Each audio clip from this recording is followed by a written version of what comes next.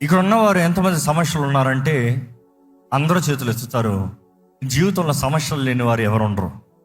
ప్రతి ఒక్కరికి పోరాటాలు ఉంటాయి, సమస్యలు ఉంటాయి. కానీ మన సమస్యలో మనం ఏం చేస్తున్నాం అనేది చాలా ముఖ్యం. ఈ లోకంలో ప్రతి విశ్వాసికి పోరాటాలు ఉంటాయి, నమ్ముతారా? ప్రతి విశ్వాసి పోరాడాల్సిందే. సమస్యలు ఉంటాయి, కలవరాలు ఉంటాయి, ఇబ్బందులు ఉంటాయి, నష్టములు ఉంటాయి, అవి ఇవి అన్నీ వస్తాయి.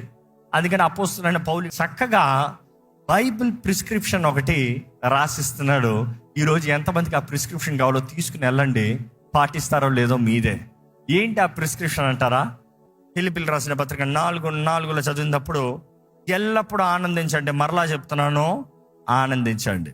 అంటే నీ సమస్యల్లో అక్కడ రాసే ప్రిస్క్రిప్షన్ ఏంటంటే, అపోస్తలుడైన పౌలు డాక్టరు, నీ యాటిట్యూడ్ మార్చుకో.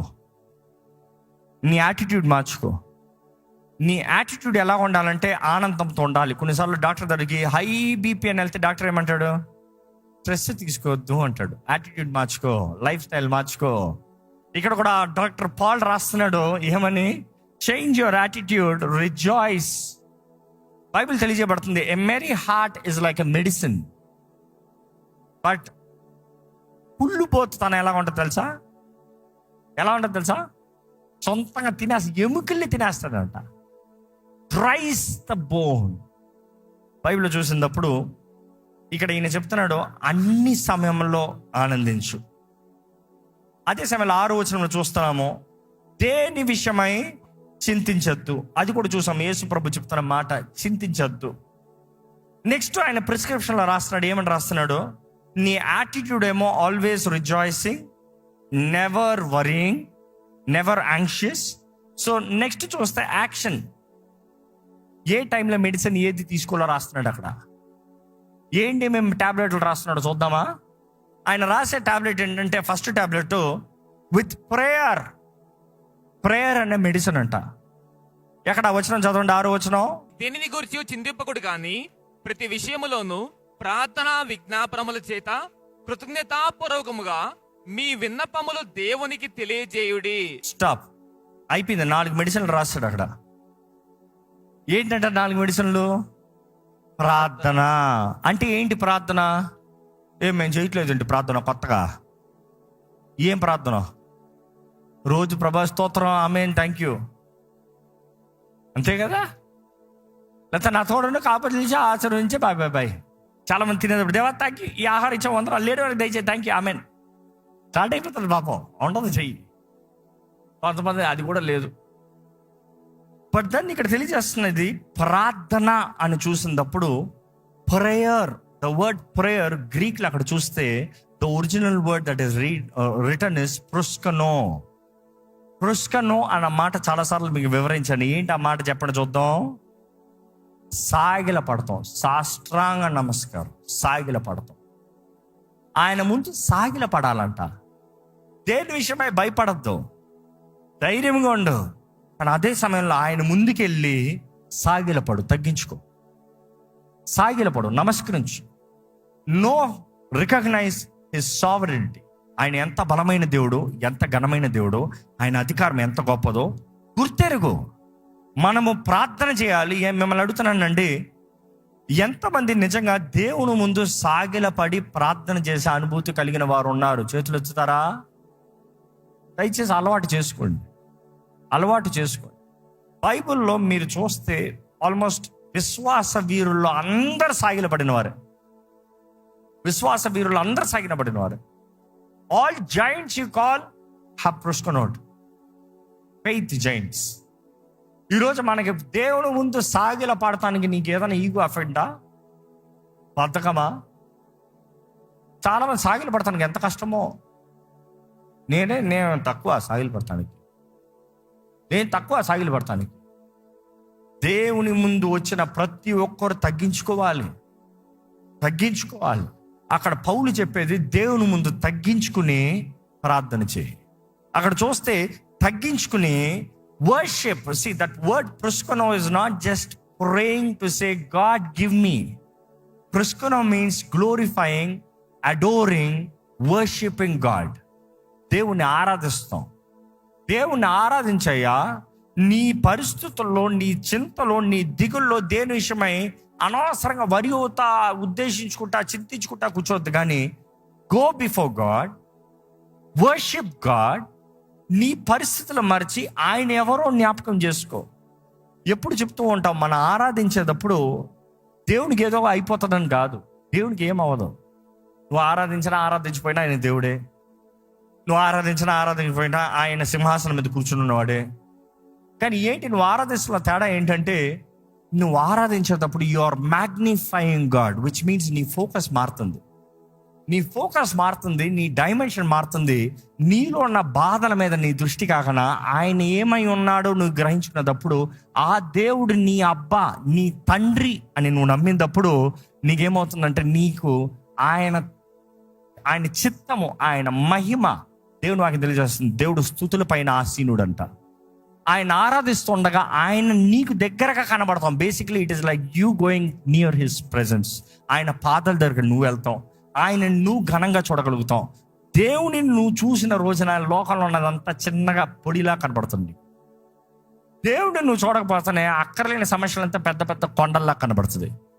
అందుకని యేసు ప్రభు చెప్పిన దాంట్లో, ఆవగింజంత విశ్వాసం ఉంటే నీకు కొండ గింజలాగా మారుతుంది. ఇంకో మాటలు చెప్పాలంటే, గింజను తీసి నువ్వు ఎలా పడేస్తావు, కొండను పోయి పడంటే పడుతుందంట.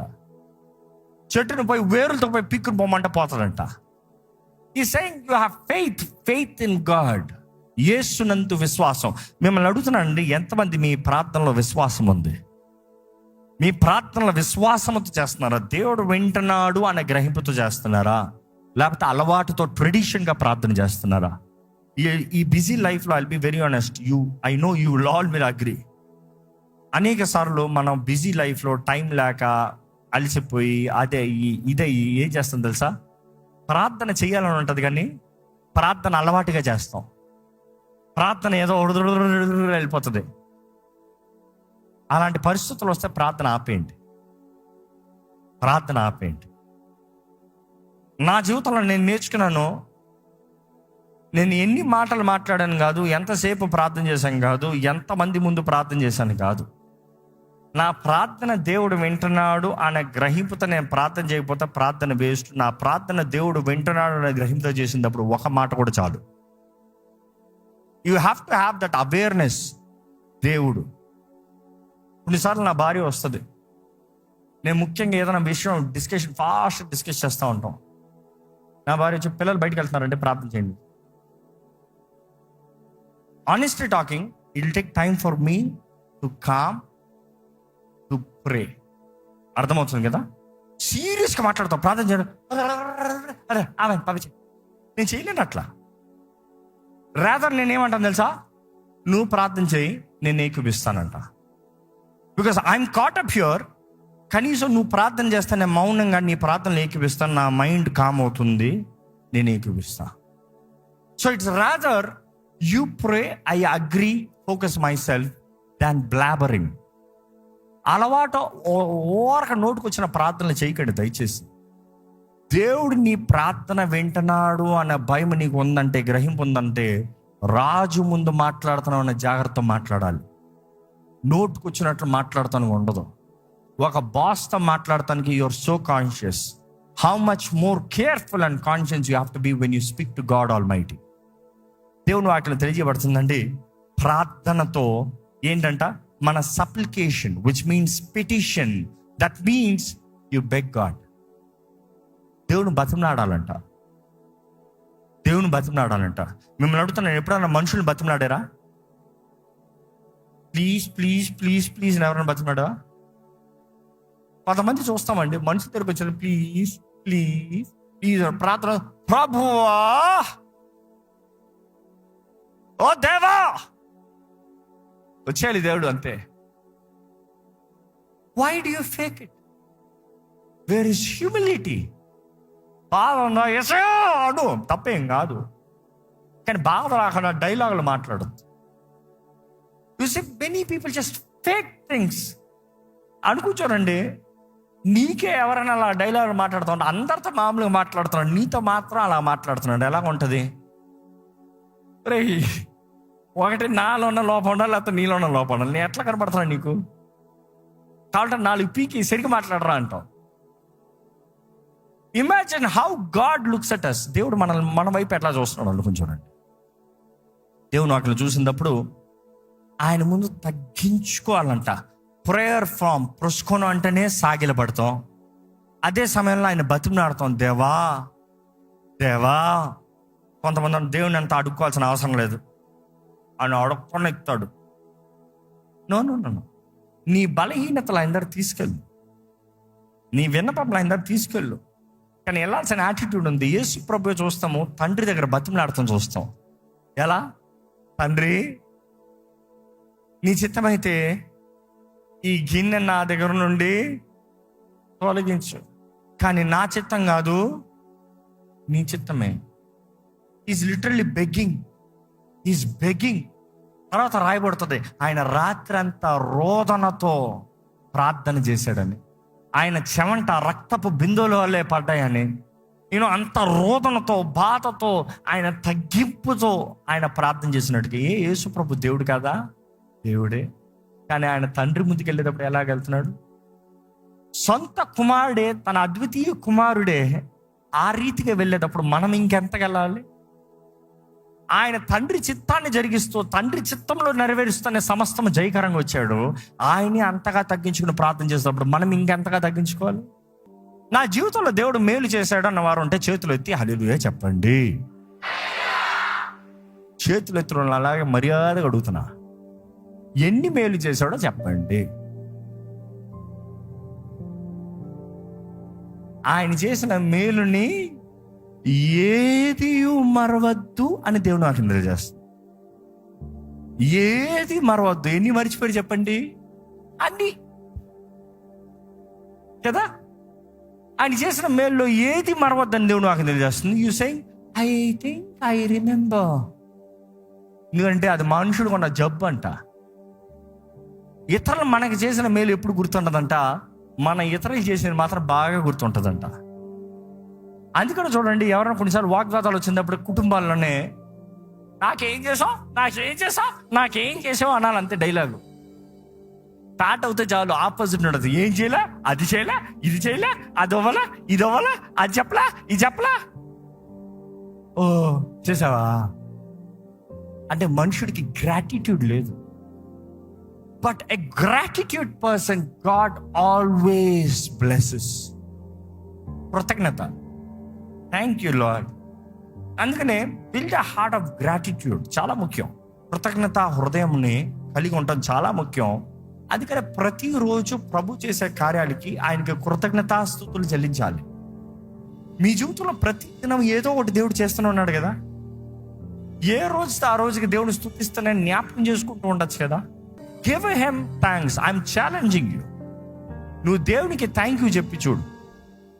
నువ్వు దేవునికి కృతజ్ఞతాస్తుతులు చెప్పి చూడు. నువ్వు దేవుణ్ణి మహిమపరచి చూడు. మీ జీవితంలో ఎన్ని గొప్ప కార్యాలు జరుగుతాయో చూడండి. You will see the favour of God. Favour. Grace is different, favour is different.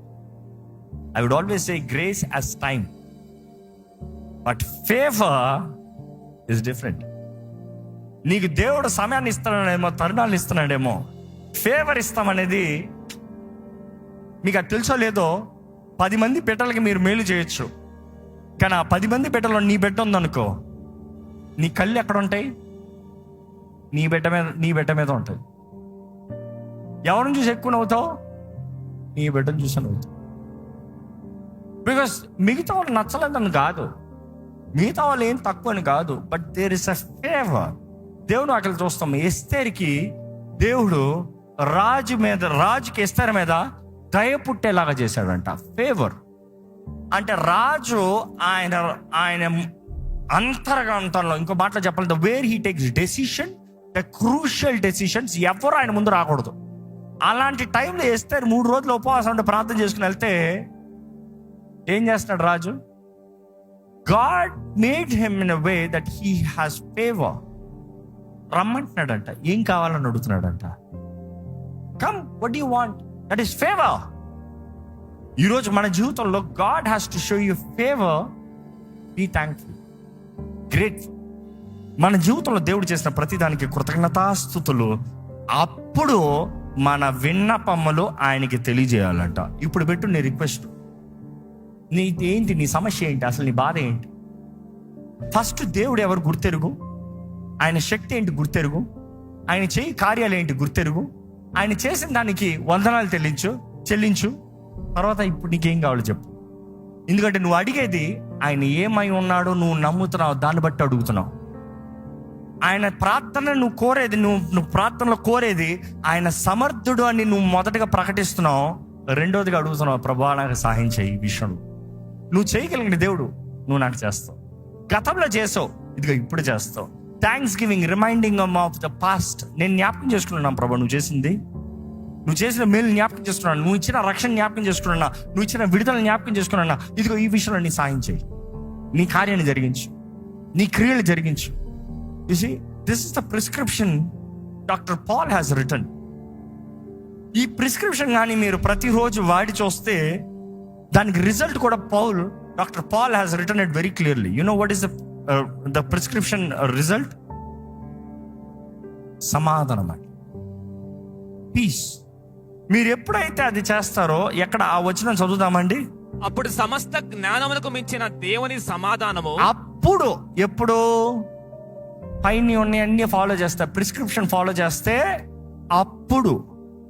అప్పుడు సమస్త జ్ఞానానికి మించిన దేవుని సమాధానము యేసుక్రీస్తు వలన. ఎవరి ద్వారంగా? యేసుక్రీస్తు వలన మీ హృదయములకును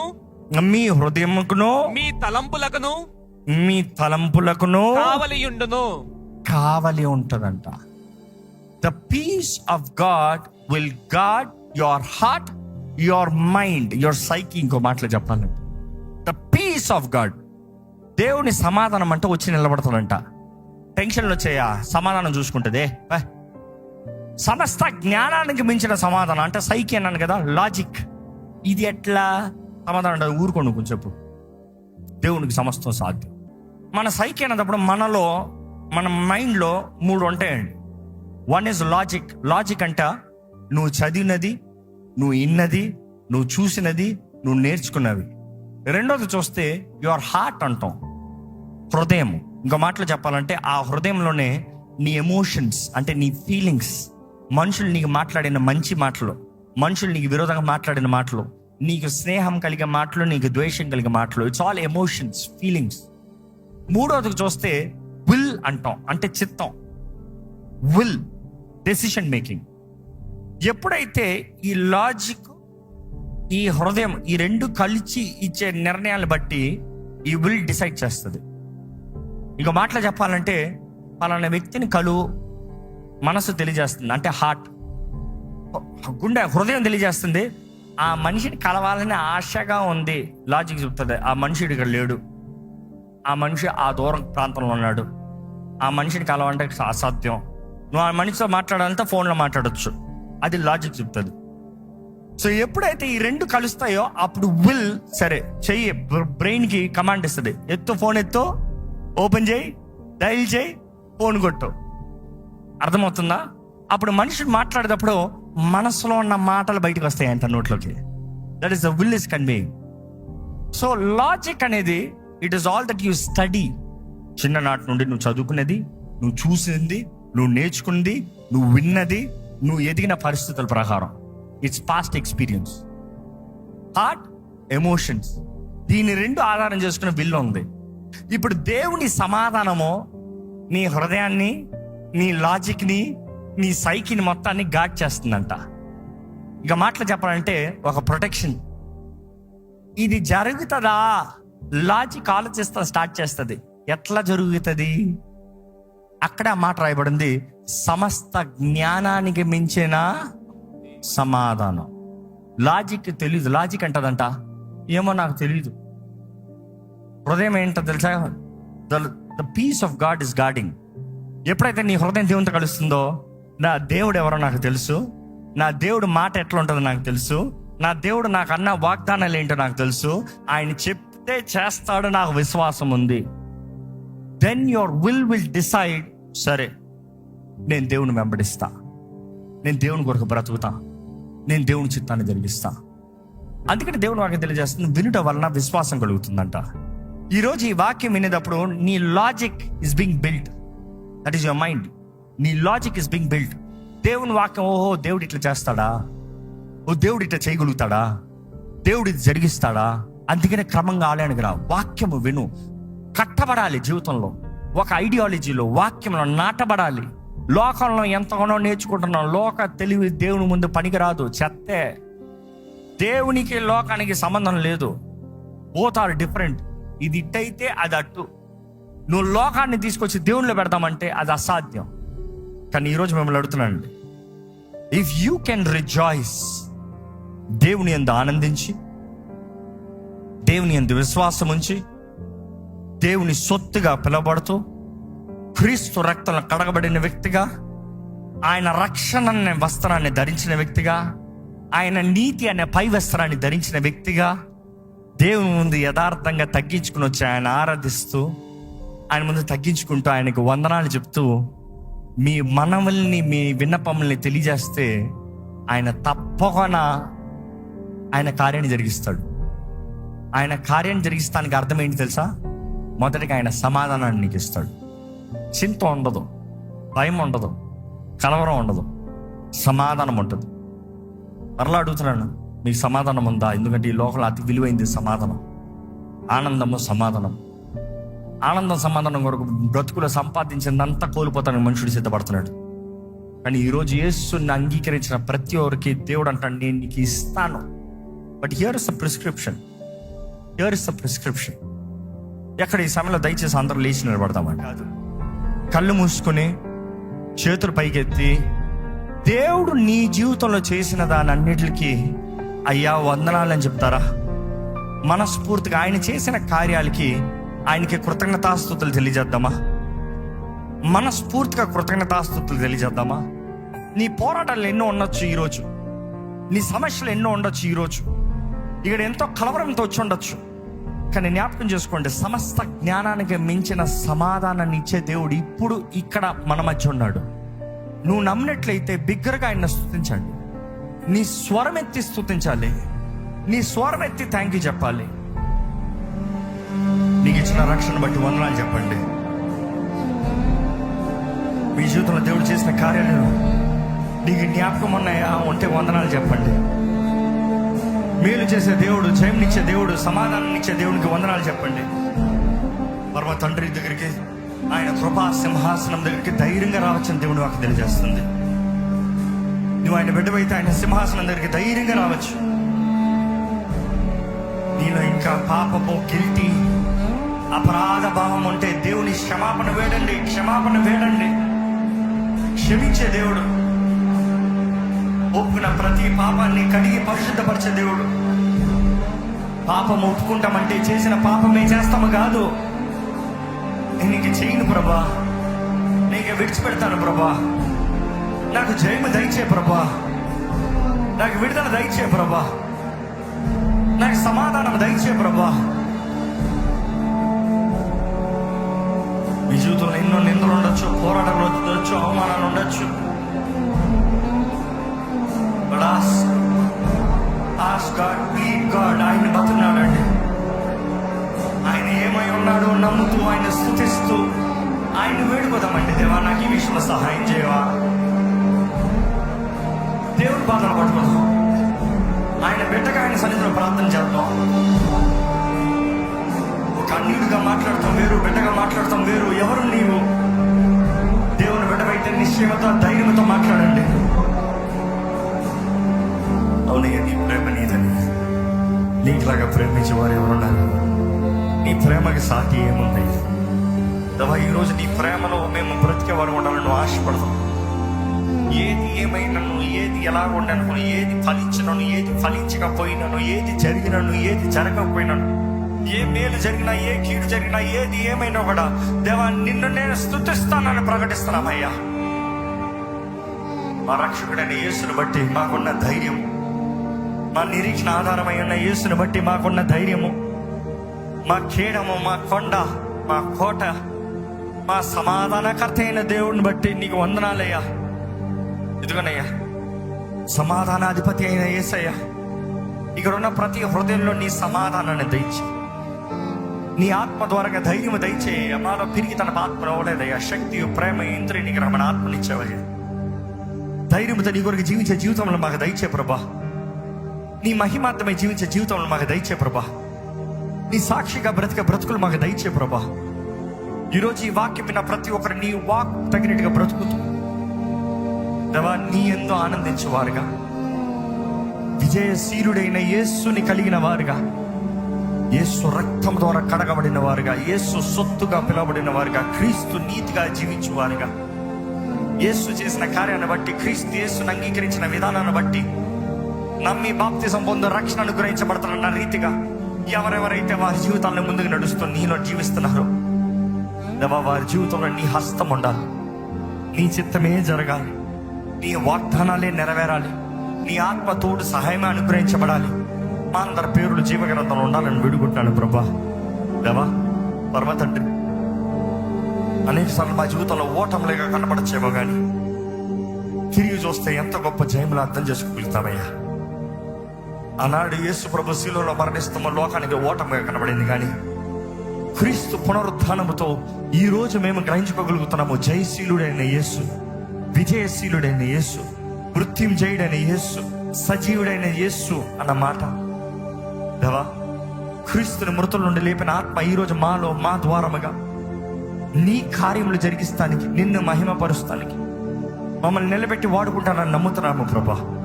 ఈరోజు ఈ ఆలయంలో ఉన్న ప్రతి ఒక్కరిని చూడయ్యా. ఎటువంటి పరిస్థితులు ఉన్న వారిని చూడయ్యా. ఎవరెవరైతే ఈ సమయంలో నిన్ను ఆరాధిస్తూ నీకు వందనాలు తెలియజేస్తూ ఉన్నారు, వారి జీవితంలో ఉన్న ప్రతి బంధకములు, ఆటంకములు, నష్టములు, కీడు, శాపము, తెగులు యేసు నామములో కొట్టివేయబడును గాక అని ప్రకటిస్తున్నాను. ఎవరైతే నిన్ను వారి తండ్రిగా, వారి దేవుడిగా, ఎవరైతే యేసుని వారి రక్షకుడిగా, వారి ప్రియుడిగా, ఎవరైతే పరిశుద్ధాత్మ ఆలయముగా పరిశుద్ధాత్మ సహాయంతో నడిపించబడుతున్న వారిగా ఉన్నారు, వారి జీవితంలో జయం, నెమ్మది, శాంతి, సమాధానం, ఇహమందు పరమందు ప్రతిఫలం, దీవెన కలిగిన జీవితంలో దయచేయమని వేడుకుంటూ విత్తన వాక్యాన్ని ముద్రించి ఫలింపజేయమని నజరేయుడైన యేసు నామములో అడిగి విడుచున్నాం తండ్రి, ఆమేన్. దైవం నీవయ్యా.